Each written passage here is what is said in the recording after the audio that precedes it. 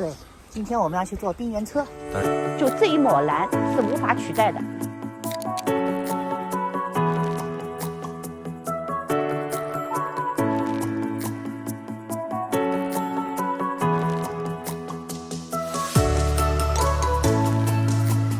真正的冰川水啊！哇，你看装甲车，千年老雪。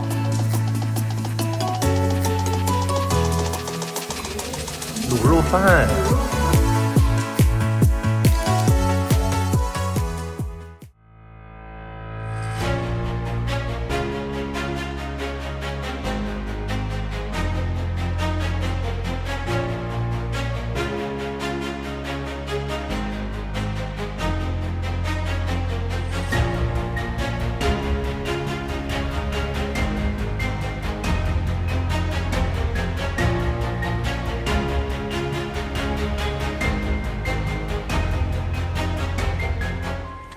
今天来哥伦比亚冰原，走冰原大道。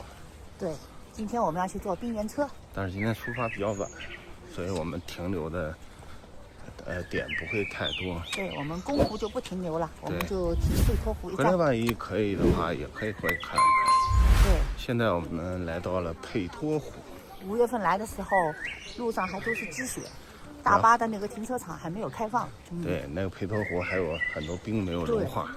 今天有穿多了，今天你这夸张了。这个对冰原大道啊有一种你就是主要肃然起敬的感觉，所以你的衣穿特别多着是哥伦比亚冰原的衣着，但现在是佩托湖。对，算了，穿都穿了，就把它背身上吧。佩托湖。大概走个10几分钟吧，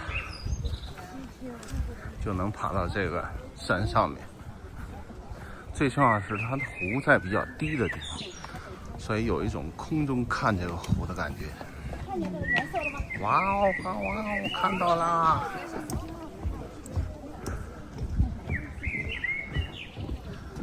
哇，碧蓝碧蓝的。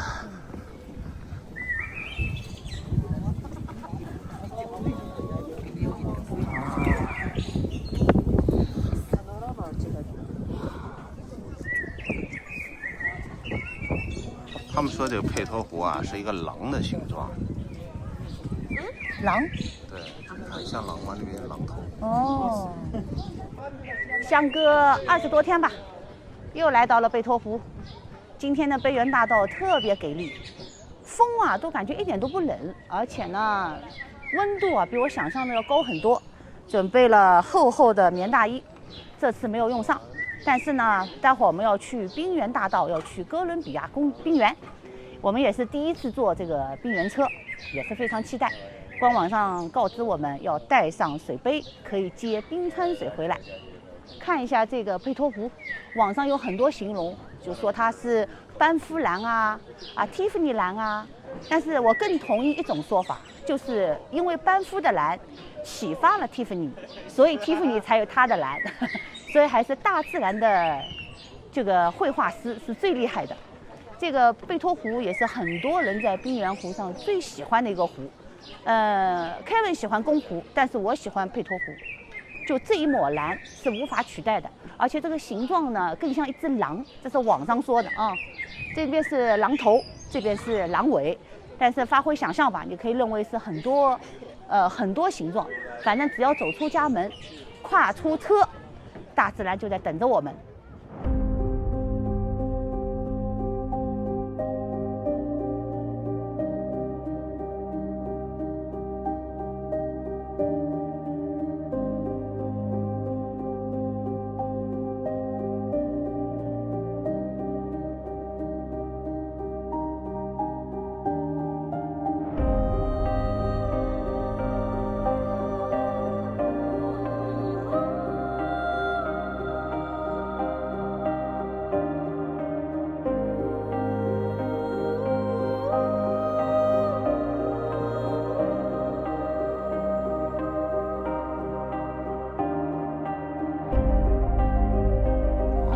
佩托湖看好之后，我们准备下山。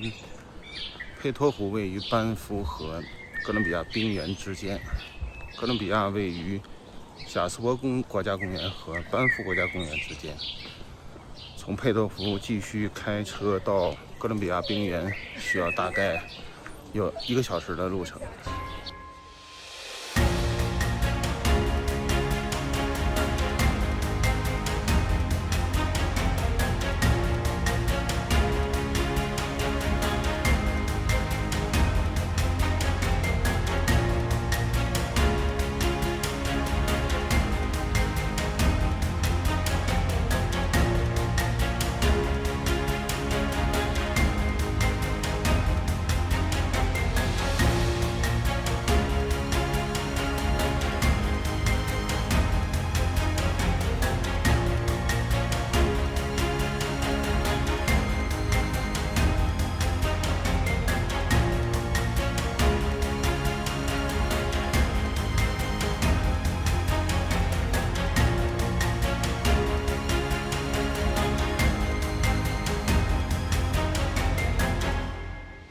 我们现在来到了哥伦比亚冰原，我们购买了今天下午的冰原车以及天空步道的票，需要提前半个小时到，然后在这里 boarding， 先去冰原车，然后去天空步道。乘坐冰原车呢，它官方建议我们带一个空的瓶子，可以接冰川水。看这里还有卖一个专门有图标的瓶子，可以接冰川水。这个就是天空步道。这个就冰原车，这儿解释很清楚了。先有一个shuttle to Glacier， 然后换成这个 Ice Explorer， 然后再坐这 shuttle， 然后到这个天空步道，这也就是 Skywalk， 然后再坐这 shuttle 回到这里。全程，咱们是全程吗？对，全程2.5个小时。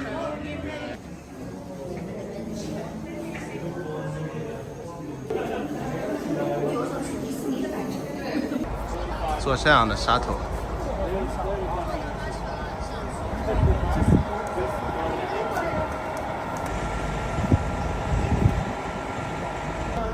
看我们这装束。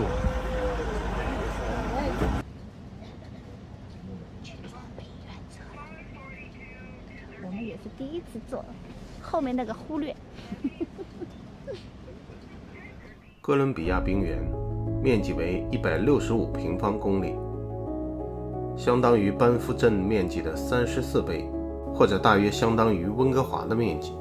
包括我们今天要去参观的阿萨巴斯卡冰川。那到底什么是冰原，又什么是冰川呢？了解它们之间的区别非常重要。冰原供给着冰川，就像湖泊供给着河流一样。哥伦比亚冰原的小气候非常寒冷，因为它位于高山的高处。这种小气候迫使空气在高原上凝结，并在高原上形成降雪。随着雪的积累，冰原上形成冰，它填满了整个高原。当冰太满时，冰会从冰原溢出，并找到阻力最小的路径，就像一条流动非常缓慢的河流。它会流入山谷，形成像我们今天要在上面行走的冰川。我们今天要乘坐的冰原车会将我们送到大约海拔2400米的阿萨巴斯卡冰川。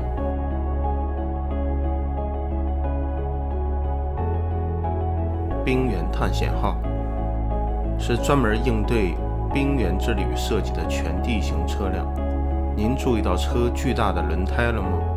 有多少个轮胎啊？这些车辆配备了6轮驱动，这将重量分布在更大的表面积上。这些轮胎保持在20到25 psi 的极低胎压下，使车辆能够最大限度地减少对冰川的影响，并在冰上获得更好的牵引力。随着冰原探险号车辆的老化，他们会将旧型号进行翻新，而不是报废并制造新车。第一辆翻新的冰原探险号已经于2012年抵达。在2012年到2022年期间，45%的车队已经翻新。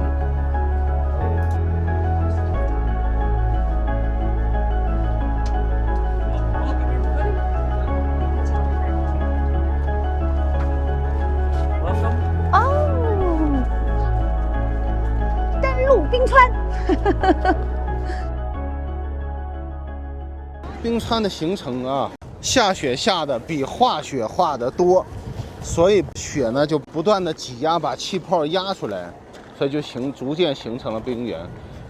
那么正常冰箱里的冰呢，大概有50%的是气泡，可是压出来的冰原呢，冰呢只有10%的气泡。另外这里啊，非常呈现一种蓝色啊，冰川蓝啊，这个主要是光的这个折射，说蓝色的折射波长短，所以蓝色更容易被你看得到啊，所以这里能明显看得到蓝色。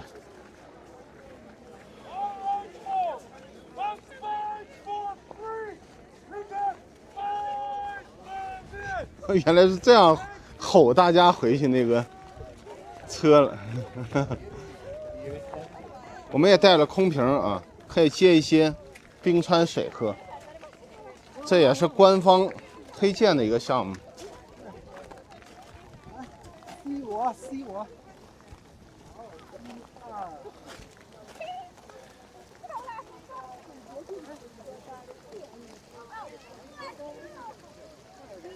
水应该很冰的啊，真正的冰川水啊。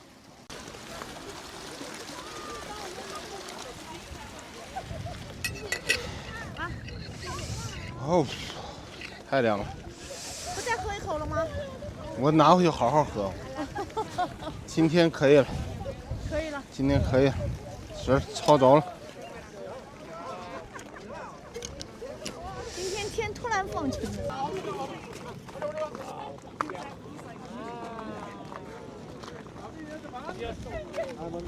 这个冰原车呢，在全世界有20几辆，然后呢，其中只有2辆在南极，然后其余的全部是在加拿大的班夫贾斯伯国家公园冰原大道上。这个轮胎的直径呢，大概是有5英尺，可以看一下我的身高。我的身高呢是1.68米，可以比较一下。我们非常幸运啊，今天来冰原大道，我们7次来班夫啊，我们终于第1次坐了冰原车。最主要是还是这个朋友们坚持，所以我们就来了。我们不第1次来呢，纯粹是个人喜好。其实我们来往往冰原大道很多次啊，今天呢特别给面。哇，你看装甲车，哇塞，我感觉我现在在外星球上，都是庞然大物啊。下面踩着这个千年的这个冰原哦，千年老雪，就是冬天下的雪比夏天融的雪要多，所以呢累积，现在就是形成了1000年啊。可能就一句话就说1000年，好像特别不正经啊，但确实是这样。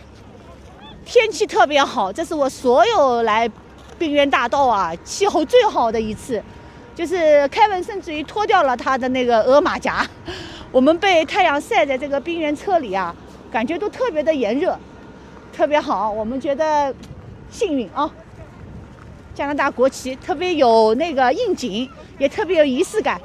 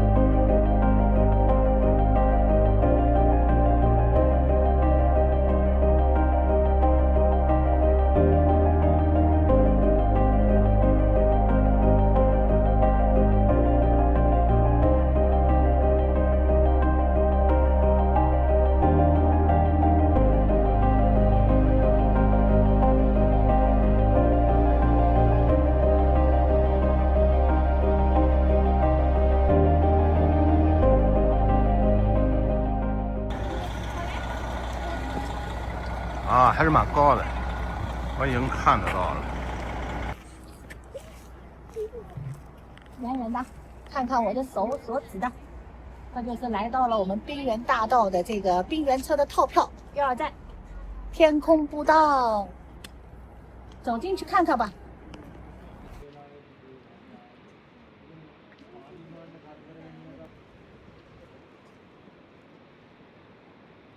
天空步道，优美的弧线。哦，踏上天空步道。我就没看脚底下。我们刚才在滨源大道只能停留20分钟，这儿就随便停留了。但是回那个游客中心的巴士呢是15分钟一辆。刚才司机特意介绍了，就是游客中心的这个星巴克，它那个萃取咖啡用的水，就是那个滨源大道上游客中心对面那个常年不结冰的一个湖水，所以回去一定要补喝一杯。啊，我觉得某种程度上还没有那个温哥华的那个卡皮亚诺吊桥好像有危险，最起码它不晃啊，对不对啊？一点点都不晃，不是晃，一点点都不晃，稳如老狗，一点都不晃。怎么样？这个就比我们那个温哥华的卡皮亚诺吊桥稳多了。那个吊桥的恐高的人真的不能坐，但这个没有问题，没有问题，纹身不动，质量过关。玻璃3层，对，验收成功。蹦呢我就不蹦了，因为加上重力，我刚才蹦起来就不是这个分量。就是这个造型特别漂亮。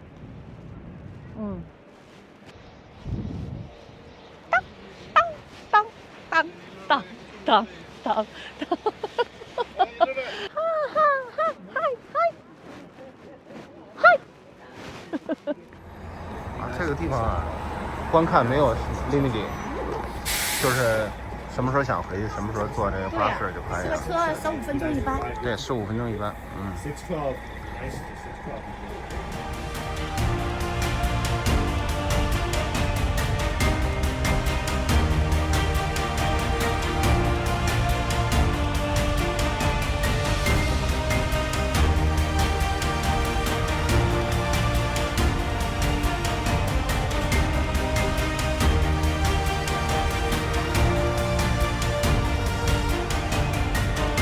从上车一共到下车，所有的游程时间是2小时20分钟。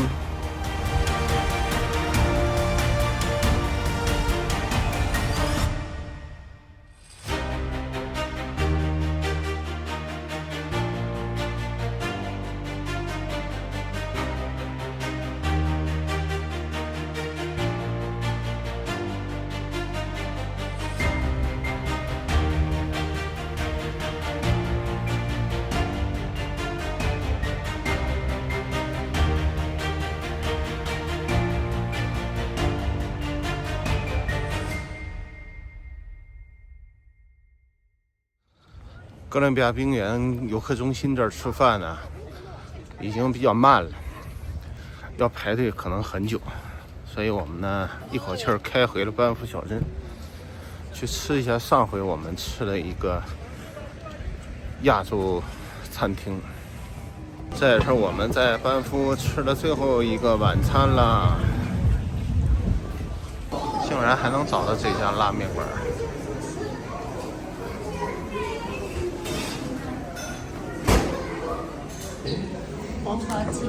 2杯珍珠奶茶是我们的，他们点了汤凉的啊，你们点了凉的奶茶。我在那吃卤肉饭。卤肉饭，哎呀，我到哪都吃卤肉饭。正宗不正宗，就2位有发言权呀。其实我也是很动心点这个，但是呢，我就在想，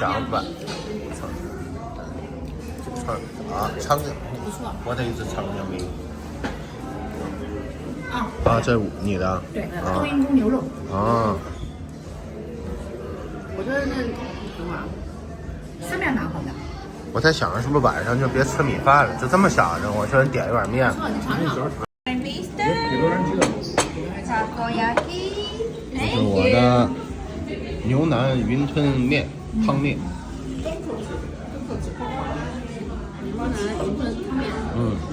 可以称这为地下小饭馆吧？对。哎，地下饭不错，真的。好像香港人老板，他很多打工的都是台湾人。中餐还是蛮地道的中餐。酒足饭饱呀，美好的一天结束了。